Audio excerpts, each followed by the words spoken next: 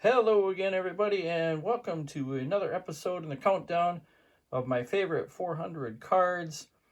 We're in the 120s, 130s area. These are the cards featured last week. This is Red of Half Century Collecting Sports Cards, and we're going to start off today with a card from the Topps Venezuelan set of 1964. And this is Hank Aaron.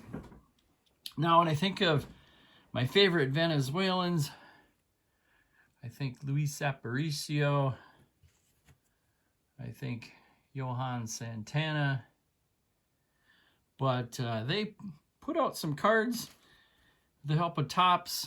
I know there's like 59, 62, 64, 66, 67.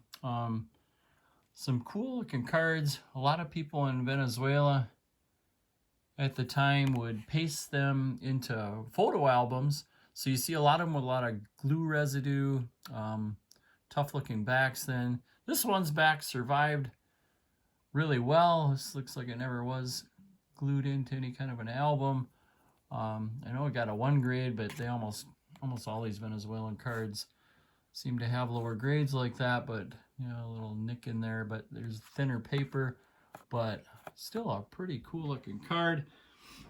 This is what the regular 64 Topps look like, so a little bit less glossy in the Venezuelans. You can see the backs instead of that orangish back. I like the black backs better.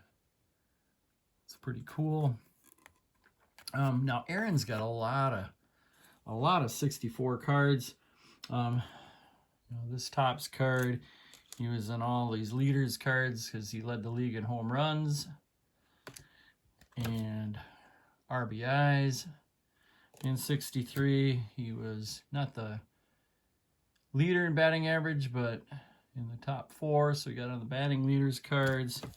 He got on this really cool Mays and Aaron card. He's got a cool looking 64 bazooka card.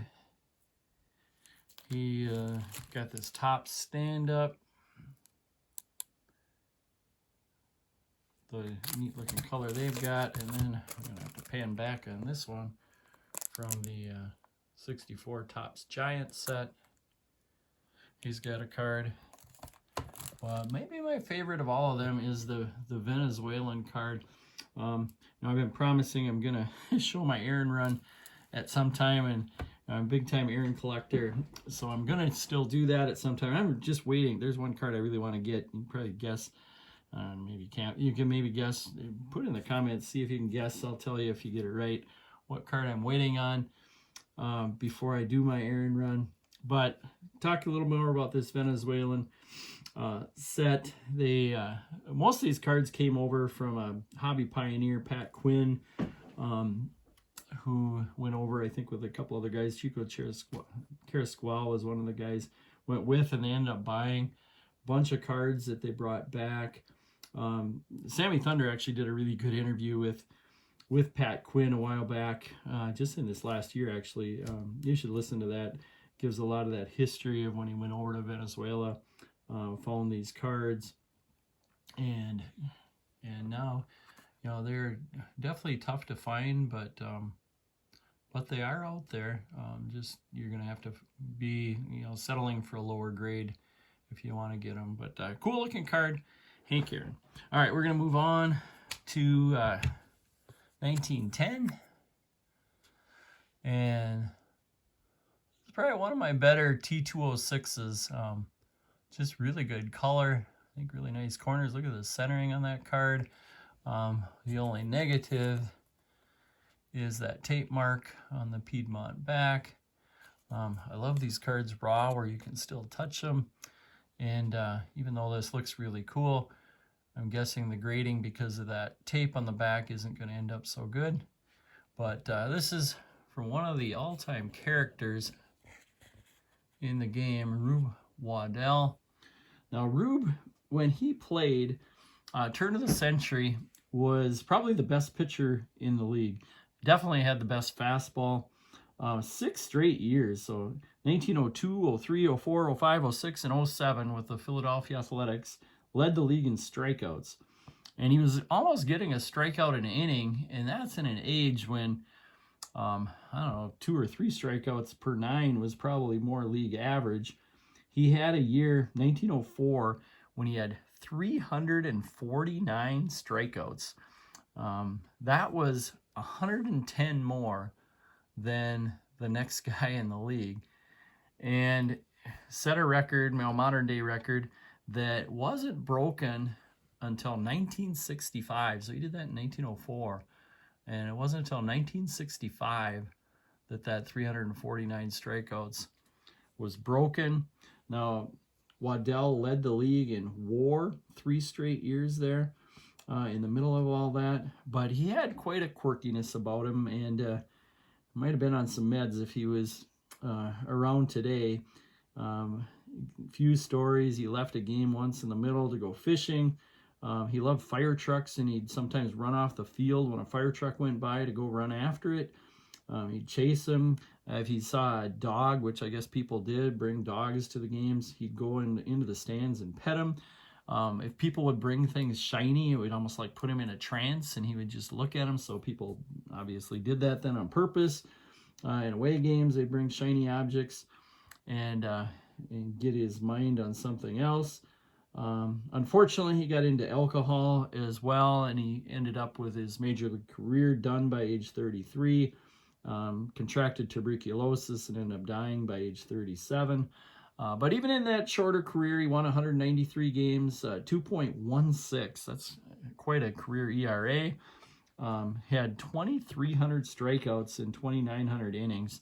In an age where that just nobody was coming close to that, and 61 career WAR.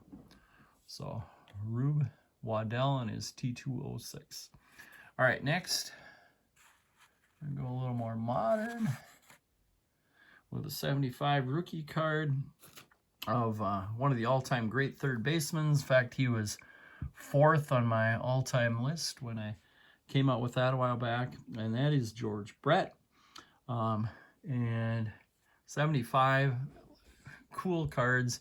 The third year I bought cards as a youngster. I was 10 years old that year. I just think these were really cool looking cards. Kind of actually, the last year I really think Topps put out some great cards actually back in the old days, and they were like almost every year. I liked what they were putting out. It was the year that there were 2 great rookies that ended up going in the Hall of Fame together, Robin Yount and George Brett. That 1980 season for George Brett, the year he hit 390, had 9.4 WAR in only 117 games. He was hurt for part of that year.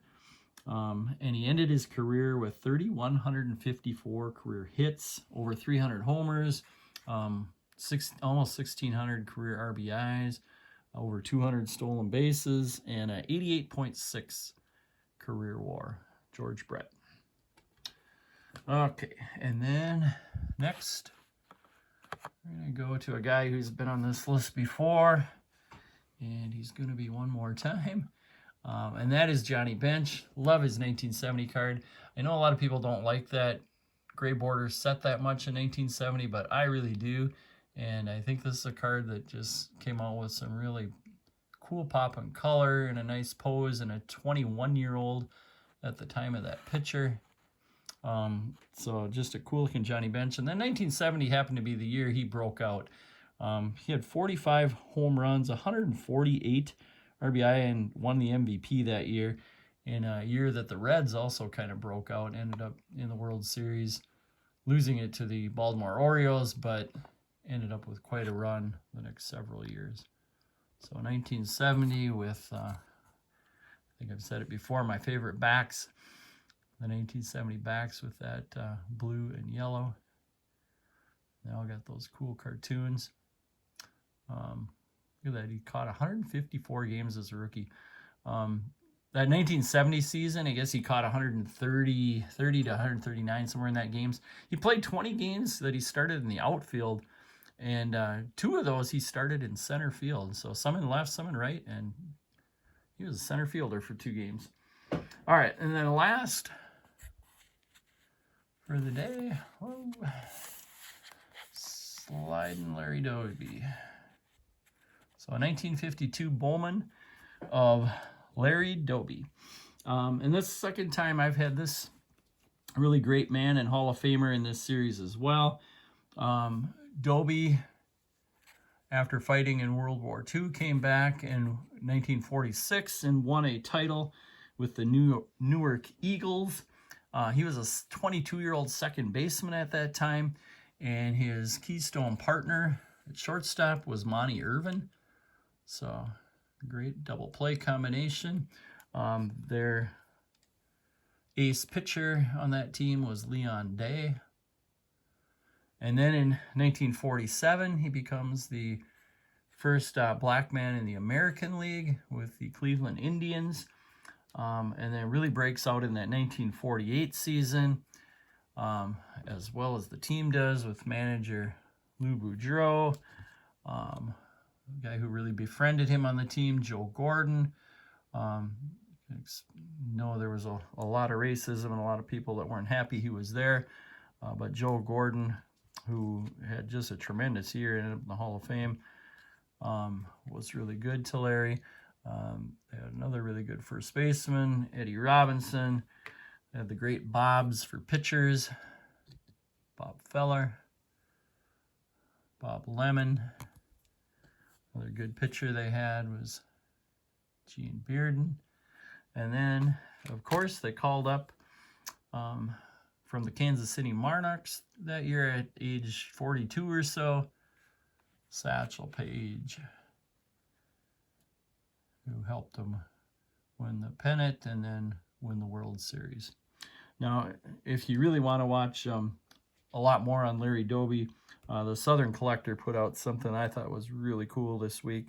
Watch that. It's a lot more in-depth, shows a lot of his cards on Larry Doby. But that's all I've got for this week. See the back of that